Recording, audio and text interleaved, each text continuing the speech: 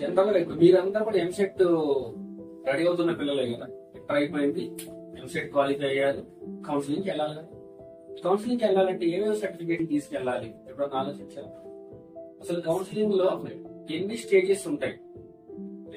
Stages అంటే ఎట్లా అంటే, నోటిఫికేషన్ ఆల్రెడీ వచ్చింది, 27th నుంచి స్లాట్ బుక్ చేసుకోవాలి. స్లాట్ బుక్ చేసుకోవడం అంటే ఏంటి?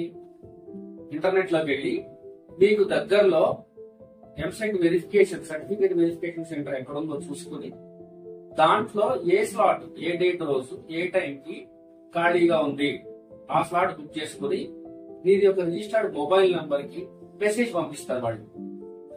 30th జూన్ నాడు ఫలానా వెరిఫికేషన్ సెంటర్ లో ఫలానా టైం కి నీకు వెరిఫికేషన్ ఉంది. నువ్వు వెరిఫికేషన్ కి అటెండ్ అవ్వాలి. అలాంగ్ విత్ నీ 10th certificate, inter certificate, inter TC, school bona fide, inter bona fide, caste, latest income certificate, ఇవన్నీ తీసుకుని అటెండ్ అవ్వండి. వీటితో పాటు EAMCET hall ticket, rank card కూడా తీసుకెళ్ళాలి. వీటన్నిటిని వెరిఫై చేసి వాళ్ళు మీకు రిజిస్టర్డ్ మొబైల్ నెంబర్ కి ఒక లాగిన్ ఐడి పంపిస్తారు. ఈ లాగిన్ ఐడి పంపించినప్పుడు నువ్వు మళ్ళా ఇంటర్నెట్ కి వెళ్ళి రిజిస్ట్రేషన్ చేసుకోవాలి. క్యాండిడేట్ రిజిస్ట్రేషన్ ఉంటుంది, తర్వాత క్యాండిడేట్ లాగిన్ ఉంటుంది. రిజిస్ట్రేషన్ అంటే ఏంటి? పాస్వర్డ్ క్రియేట్ చేసుకోవడం. క్రియేట్ చేసుకుని లాగిన్ అయిన తర్వాత కాలేజెస్ వరుసగా కనిపిస్తాయి. కాలేజ్ పేరు, కాలేజ్ కోడ్స్ కనిపిస్తాయి. కోడ్ మీద కర్సర్ పెడితే కాలేజ్ పేరు పైన బ్లింక్ అయ్యి, ఓహో ఇది ఈ కాలేజా, ఓకే నాకు ఇష్టం, ఆప్షన్ నెంబర్ 1. ఇది ఈ కాలేజా, ఆప్షన్ నెంబర్ 2. ఇట్లా 1 నుంచి 50 100 ఆప్షన్స్ పెట్టుకోవచ్చు. పెట్టుకున్నాం, ఇలా అటెండ్ అయినాము. ఇక్కడ జరిగే ప్రమాదాలు కూడా ఏంటి అంటే, అంతా తెలుసు, స్లాట్ బుక్ చేసుకుంటా వెరిఫికేషన్ పోతావు, ఇన్కమ్ సర్టిఫికేట్ లేటెస్ట్ ఉండాలని తెలియదు, ఆల్రెడీ ఇంటర్లో ఉన్నప్పుడు తీసుకున్నాడు అది తీసుకుని పోతాం. రియంబర్స్మెంట్ నాట్ ఎలిజిబుల్ అని ఇస్తారు వాళ్ళు. ఆర్ఓసి ఫామ్ అని ఒకటి ఇస్తారు, దాని మీద రియంబర్స్మెంట్ నాట్ ఎలిజిబుల్ అంటారు. అప్పుడు గవర్నమెంట్ నుంచి వచ్చే రియంబర్స్మెంట్ రాదు, మనం బై హ్యాండ్ కట్టాలి. ఇట్లా ప్రతి స్టేజ్ లో ఇబ్బంది పడే ఛాన్స్ ఉంటుంది. కాబట్టి ప్రతి పిల్లోడికి మనం క్లియర్ గా గైడ్ చేయాలి.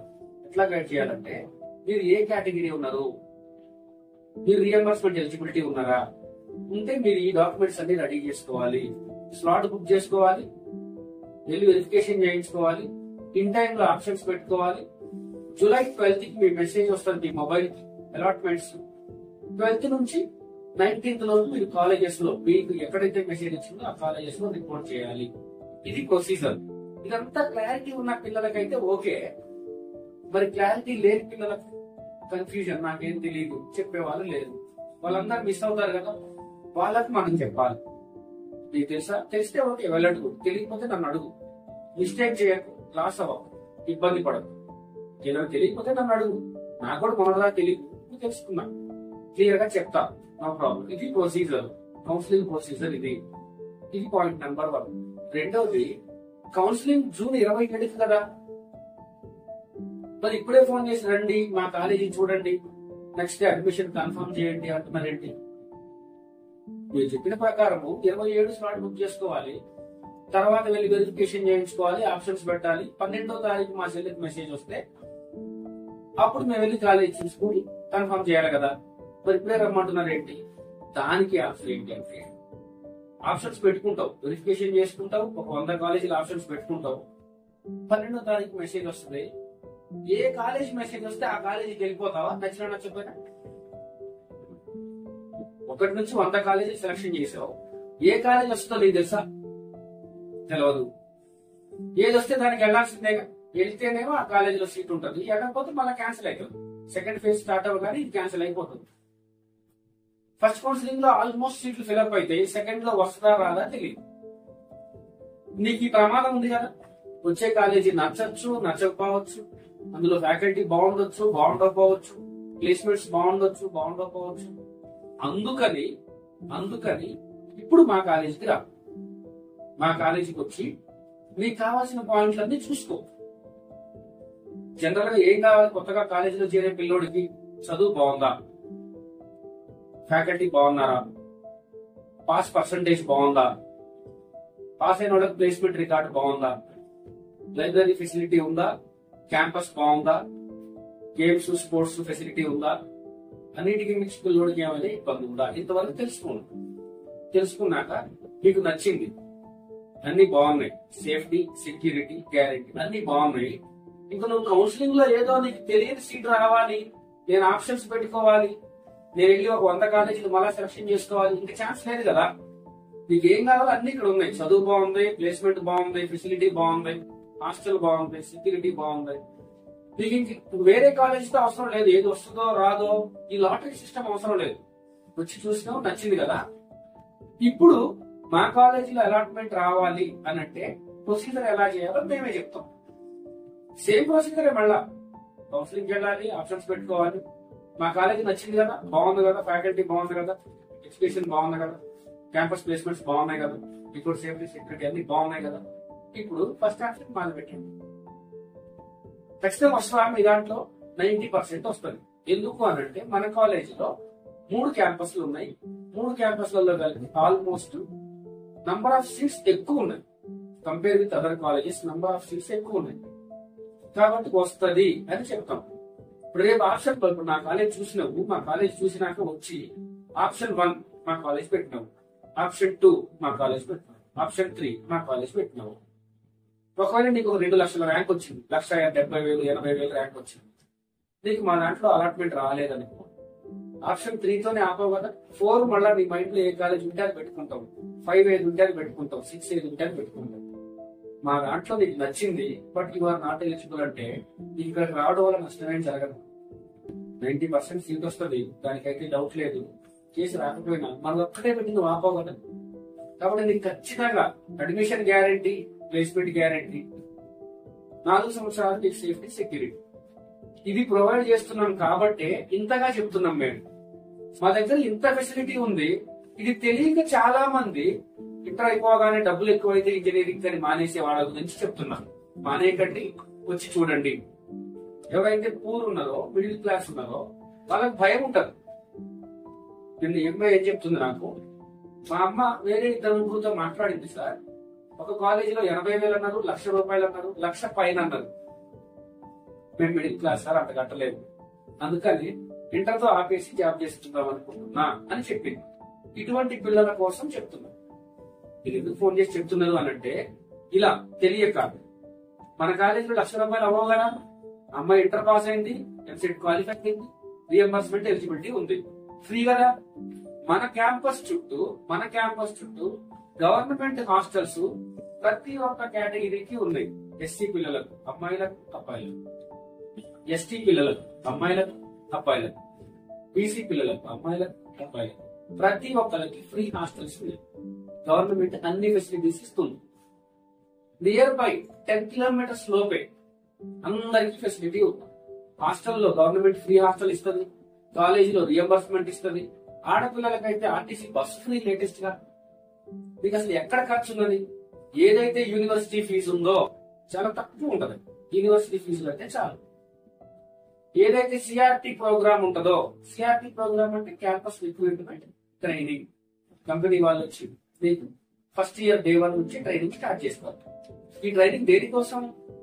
4 years లో మనకి జాబ్ రావడం కోసం, 4 years లో క్యాంపస్ లోనే ప్లేస్మెంట్ కొట్టడం కోసం. ఈ ట్రైనింగ్ కోసం చాలా తక్కువ ఫీజు ఉంటుంది. ఈ 2 ఫీజులు ఎవరైనా కట్టుకుంటారు, ఎంత పేదవాళ్ళైనా. చాలా తక్కువ, లిమిటెడ్. ఇంకా నువ్వు దేని గురించి భయపడాలి? ఇంతకుముందు మీరు అనుకున్నట్టు ఇంజనీరింగ్ అంటే లక్షలు అవుతాయి, వాళ్ళు ముందంతే చెప్తారు, తర్వాత ఎక్కువ అవుతాయి. ఇలా మీరు తెలిసి తెలియక భయపడి చదువుని మధ్యలో ఆపి భవిష్యత్తులో ఇబ్బంది పెట్టుకోకూడదు. అందుకని నేను ఫోన్ చేస్తాను. మీకు ఇష్టం లేదా? No problem. ఈ ఫెసిలిటీ, ఈ అవకాశం కోసం ఎదురు చూసే వాళ్ళకి చెప్తాను నేను. మా దృష్టిలో అంటారా? Okay, no problem, all the best, అంతే, దానికేం లేదు. కానీ ఏ ఒక్కరు కూడా మధ్యలో చదువు ఆపేయకూడదు. ఇది కాన్సెప్ట్. ఇంటర్ అయిపోయిన వాళ్ళు ఎవరైతే ఈ గవర్నమెంట్ కాలేజీల్లో BC welfare, SC welfare, TSWRS, minority welfare వీటిలో చదివిన పిల్లలు ఇన్నాళ్ళు వాళ్ళకి ఫ్రీ వచ్చి ఉంటాయని ఇప్పుడు వాళ్ళు భయపడుతుంటారు. వాళ్ళ కోసం సెయింట్ మేరీస్ కాలేజ్ ఉన్నది. సెయింట్ మేరీస్ కాలేజ్ చాలా తక్కువ ఫీజుతో మీ ఫ్యూచర్ కి గ్యారంటీ ఇస్తుంది. ఎంత గ్యారంటీ అంటే, నువ్వు రెగ్యులర్ గా 4 years లో వితౌట్ ఎనీ బ్యాక్లాగ్ 60% తో పాస్ అవ్వు, నీకు ఏదో ఒక ప్లేస్మెంట్ ఇస్తుంది. ఒకవేళ ఇది వినడానికి అంత అంతే చెప్తారులే అన్నట్టుగా అనిపిస్తుందా? ఒక్కసారి క్యాంపస్ కి రా, పిల్లలతో మాట్లాడు. ఏంటి ఇంత గట్టిగా చెప్పడానికి కారణం ఏంటి? ఫస్ట్ ఇయర్ నుంచే ఈ రోజు సాఫ్ట్వేర్ లో పనిచేసే అక్కడ సాఫ్ట్వేర్ ఇంజనీర్లను తీసుకొచ్చి నీకు కౌన్సిలింగ్ ఇస్తారు, కోచింగ్ ఇస్తారు. నువ్వు సాఫ్ట్వేర్ కి రావాలంటే నువ్వు ఎలా రెడీ అవ్వాలి? 4 ఏళ్లలో ట్రైనింగ్ ఇస్తారు. ఇంజనీరింగ్ సబ్జెక్టులతో పాటు ప్యారల్ గా ట్రైనింగ్ నడుస్తుంటారు. ఇంజనీరింగ్ ఇన్ టైమ్ లో కంప్లీట్ చేస్తే, ట్రైనింగ్ లో నువ్వు షైన్ అయితే నీ జాబ్ ఎందుకు రాదు? ఇది క్వశ్చన్.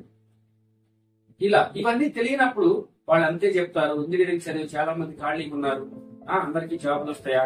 ఇటువంటి అపోహలు వదిలేయండి. మీ బాబు భవిష్యత్తు కోసం, మీ పాప భవిష్యత్తు కోసం ఒకసారి కాలేజీకి రండి. క్యాంపస్ అంతా చూస్తారు కదా, మెయిన్ గేట్ దగ్గర నుంచి హాస్టల్ బ్లాక్స్ దాకా ప్రతిదీ చూస్తారు కదా.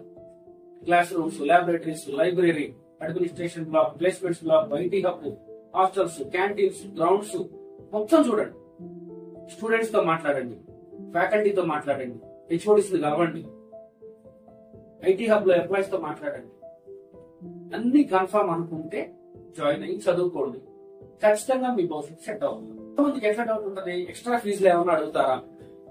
ఎక్స్ట్రా ఫీజు, ఏం ఎక్స్ట్రా ఫీజులు ఉంటాయి? ఇప్పుడు నేను చెప్పినట్టు university fee, at the same time campus recruitment training fee, CRT fee. ఇంతకంటే exam fee common for all కదా, సెమిస్టర్ కోసారి.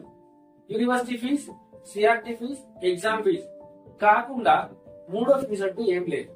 ఇవి కూడా నేను చెప్పినట్టు ఇందాక చాలా తక్కువ ఉంటాయి. ఎంత తక్కువ ఉంటాయి అంటే మీరు కట్టగలిగినంత తక్కువ ఉంటాయి. క్వాలిఫైడ్ కాలేదు, ఎంసెట్ లో క్వాలిఫై కాలేదు, మీరు మాట్లాడే వాళ్ళు వీళ్ళు కూడా ఉంటారు, ఎంసెట్ క్వాలిఫై కాలేదు, ఇంటర్ పాస్ అయ్యారు. ఈ రోజు మార్కెట్ లో ట్రెండింగ్ లో సిఎస్సి, ఏఐఎంఎల్, డేటా సైన్స్ ఇవే కదా మెయిన్ బ్రాంచ్.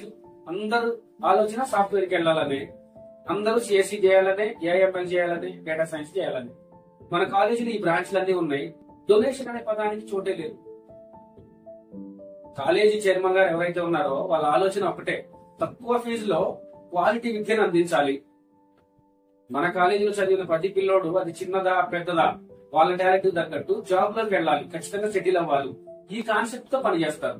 సార్ మీరు గూగుల్లో మన కాలేజీ గురించి ఇన్ఫర్మేషన్ అబౌట్ సెయింట్ మెడిసిన్ చదివితే ఉంటది, చైర్మన్ గారి డీటెయిల్స్, ఆయన యొక్క విషయం మొత్తం క్లియర్ గా అర్థమవుతుంది మీకు. డొనేషన్ అనే మాటకు సంబంధమే లేదు. కాలేజీ ఫీజులకే, చాలా తక్కువ ఫీజులకే ఈ రోజు ట్రెండింగ్ లో ఉన్న ఇంజనీరింగ్ చేయడే ప్రతి ఒక్కళ్ళు ఆశపడే బ్రాంచ్లు సిఎస్సి, ఏఐఎంఎల్, డేటా సైన్స్ ప్రతి బ్రాంచ్ చాలా తక్కువ ఫీజుకే ఇస్తారు. మీరు ఎంసెట్ లో క్వాలిఫై కాలేదా, నో ప్రాబ్లం, ఇంటర్ పాస్ అయ్యారు కదా, ఇంజనీరింగ్ చేయడానికి ఎలిజిబిలిటీ ఉన్నారు కదా, రండి, ఒకసారి రండి, క్యాంపస్ చూడండి, ఫీజు స్ట్రక్చర్ తెలుసుకోండి. మీరు అఫోర్డ్ చేయగలిగినంత తక్కువ ఫీజులో ఉంటుంది. కానీ క్వాలిఫై కాలేదు కదా అని చదువు మధ్యలో ఆపకండి. మన దగ్గర ఫెసిలిటీ ఉంది, యూజ్ చేసుకోండి, బాగుపడండి.